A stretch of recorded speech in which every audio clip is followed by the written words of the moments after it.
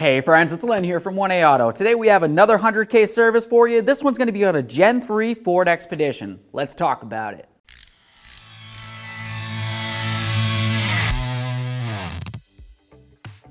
Now every 100,000 miles on these, there's going to be a big old checklist of things that you're going to want to go ahead and look at / service for your vehicle. But specifically at approximately 100,000 miles, there's going to be two things that need to be done. One would be the spark plugs, which are typically going to be iridium spark plugs. And then secondly would be the coolant. You'd want to service and flush the coolant. With that said, let's take a look under the hood. Now the iridium spark plugs for this, there's going to be 8 of them. There's going to be 4 over on the passenger side bank, and there's going to be 4 over on the driver's side. Typically, if you were to look along the top of the engine, along the valve covers, you're going to be able to see some coils. They're going to have wires that go onto them like this. Underneath those coils, if you were to unbolt them and of course take the wiring off, you'll find the spark plug. What you want to do is go ahead and take that out of there and you're going to replace it. If you happen to see a spark plug that looks like this, when you go ahead and remove it, well then you know that that was very worn and you more than likely had some very bad fuel economy. Now speaking of the coils, I have one in my hand and no, it's not the one for this particular vehicle, but it is one that you can see. If you see corrosion in there, well you need to either clean it or replace the actual coil itself. And then of course down on the lower area, where your spark plug's supposed to go into like this, you want to inspect this. Make sure it's not cracked and dry rotted. If it is, there's a possibility that your spark could escape and actually arc out against the inside of your engine. And of course, if you see any funny colors in there, well then that's something that you'd want to service as well. So now let's jump over to talking about the coolant, because that's the second thing that's actually going to be due at 100,000 miles or every 100,000 miles on this particular vehicle. Now just because it's only recommended to be replaced at 100,000 miles, that doesn't only mean that you should only be checking it at 100,000 miles. Typically I like to check it every other oil change or even approximately every oil change, at least to make sure that the level's good. If this is nice and cool to the touch because you haven't been running your vehicle in a while, you can press down, turn it counterclockwise, and you should be able to remove the cap. Typically it's going to be underneath a little bit of pressure, so you want to make sure you open it up and away from your eyes. And at this point you can kind of take a look at it. You want to gauge the color of it and everything like that, and you also want to test it to make sure it's testing where it's supposed to be, which would be approximately -32. So that way there, when it's super cold out in the winter time, it's going to be where it's supposed to be at. But like I said, at 100,000 miles, that's approximately when you're supposed to be servicing your coolant. So essentially what I mean by that is you want to flush the system. You're going to drain out as much coolant as you can. Once you have as much out as you think you can get out, we're going to refill it up.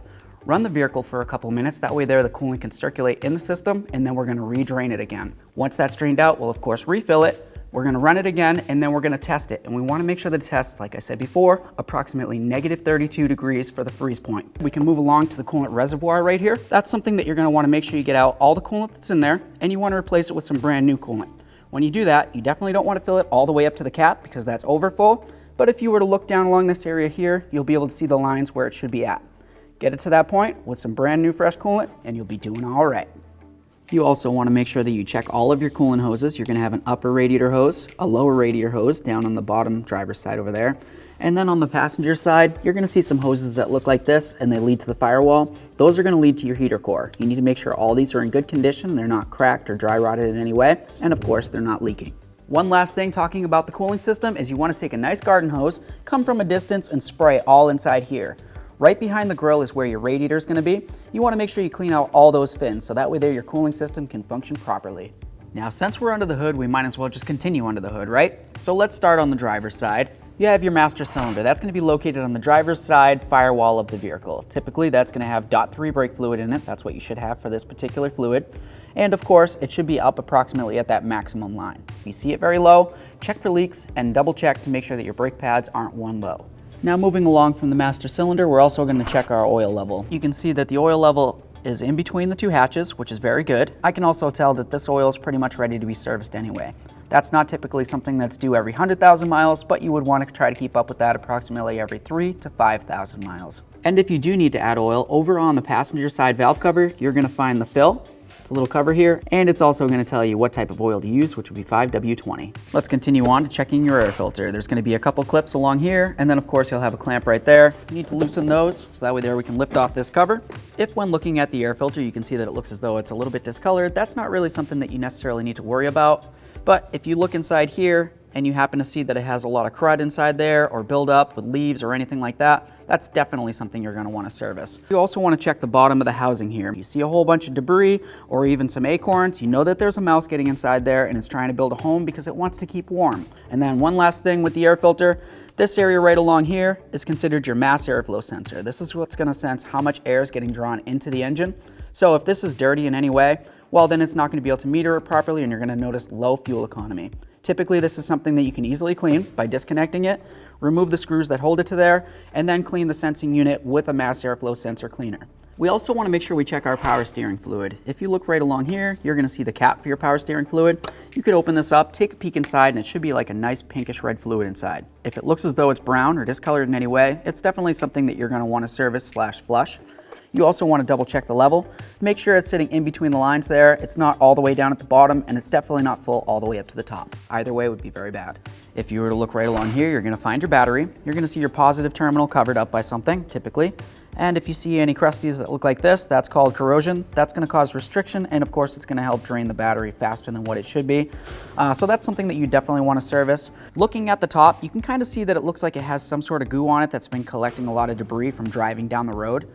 If you were to take your multimeter and just kind of test on that stuff right there, we can see that I actually have voltage that's just kind of going out there into the atmosphere right now. That's wasted voltage, and it really doesn't make any sense to leave it like that. So you'd want to clean down the battery, but when you're cleaning down the battery, you want to pay special attention to these right here. These are vents. If you end up getting any cleaning solution inside there, you could contaminate your battery, in which case it won't function properly. So just be very careful when you clean that down.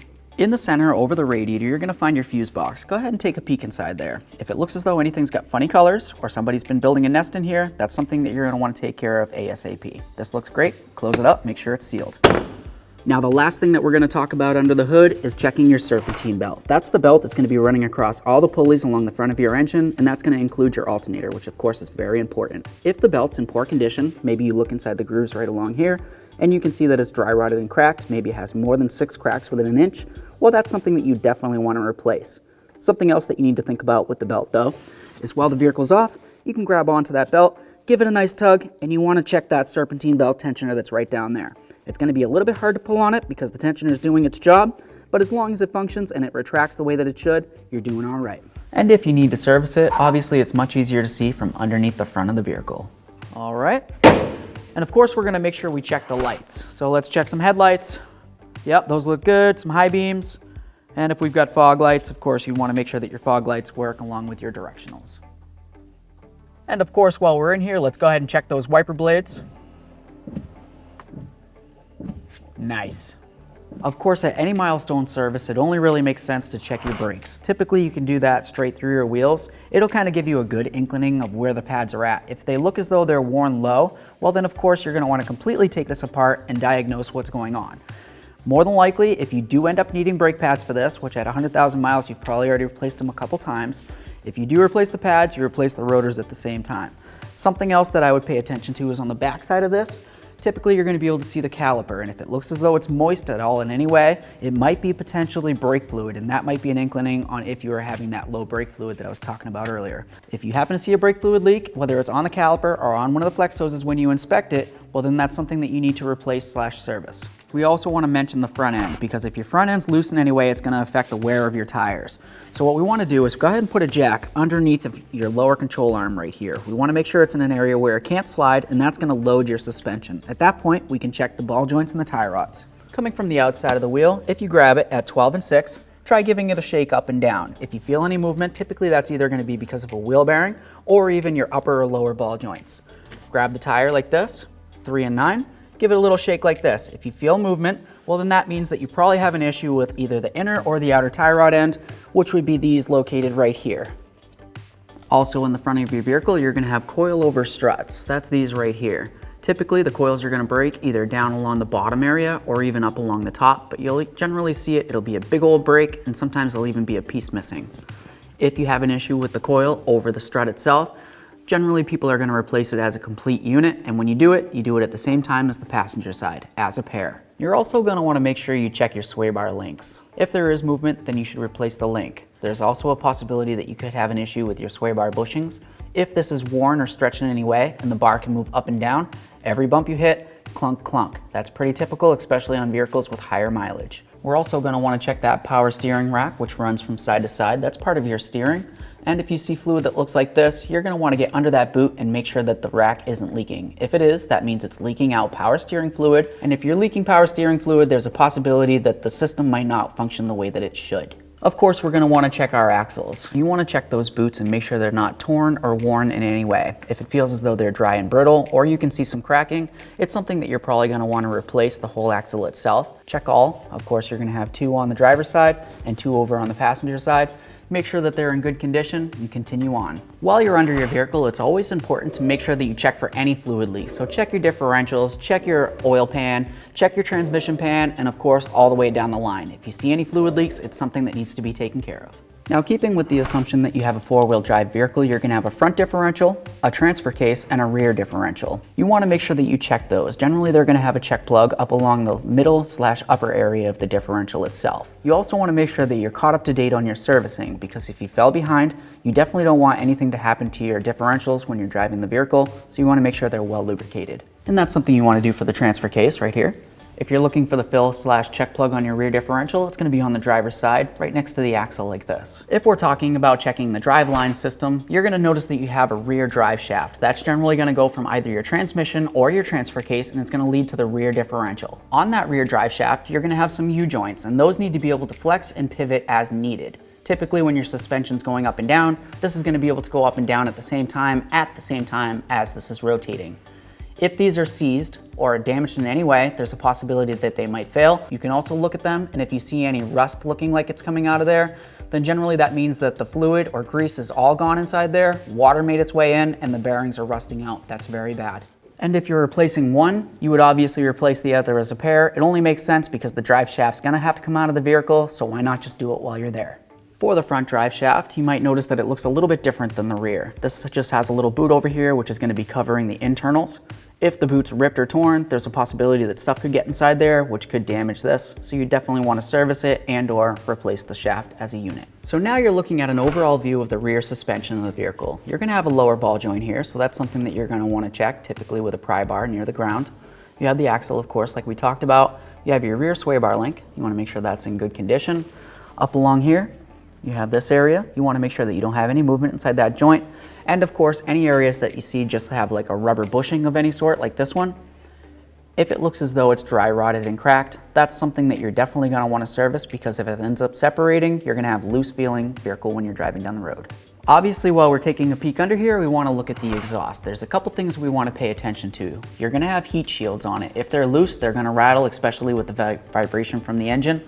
Sometimes with those, what you can use is some of these band clamps like this, and that'll kind of hold them on there so you don't necessarily have to worry about it. But they are very important, because if they're missing, the heat from the exhaust could potentially heat up whatever it's near. There's a reason for the heat shields, and it's pretty much implied with its name. You'd want to continue down the exhaust, and you want to check all the areas that have joints. If you see any black soot coming out of any areas, then you know that that's an area that there's going to be exhaust leaks from. And it's pretty typical to have it around a joint of some sort, along a seam of some sort, like what we have on this particular vehicle. You can see it right up along here. That's due to the fact that moisture sits in this area and then it just rots out the metal. If you were to start up the vehicle, you could feel right here, you're definitely going to feel exhaust coming out of that hole. And just follow your tailpipe all the way to the rear. Another common place that you might find an exhaust leak would be at the manifold, typically where it connects to the engine. And generally, you're going to also find that there's a broken stud or mounting hardware that holds the manifold to the engine itself. If that's the case, you'd have to replace the gasket, more than likely resurface the manifold or replace it. And generally, you're also going to have to drill and tap out that hardware that's in the engine. Looking along the driver's side frame of your vehicle, you're going to see your e-brake cable. You want to make sure it's not rusted in any way, and you want to also give it a tug to make sure it's functioning as it should.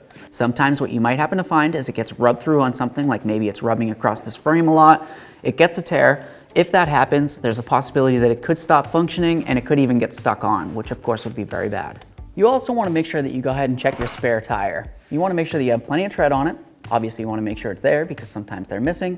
And also you want to make sure that you check your tire pressure in it. It's very easy to forget, but generally if you look up in between some of the holes, you're going to find your valve stem and you can usually easily get to that. Okay friends, so that's pretty much what I've got for you for a 100K service on this Ford Expedition. Of course, if I was going to give you a bonus on this one, I would say to make sure that that four-wheel drive works, because it's not necessarily something that you're going to be using every single day, but when you do need it, you kind of really want to make sure it works. Well, I hope you liked the video, and if you did, please smash on that like button for me. It would mean the world. While you're at it, why don't you go ahead and subscribe, ring the bell, that way there you can be kept up with all of our latest content. Thanks.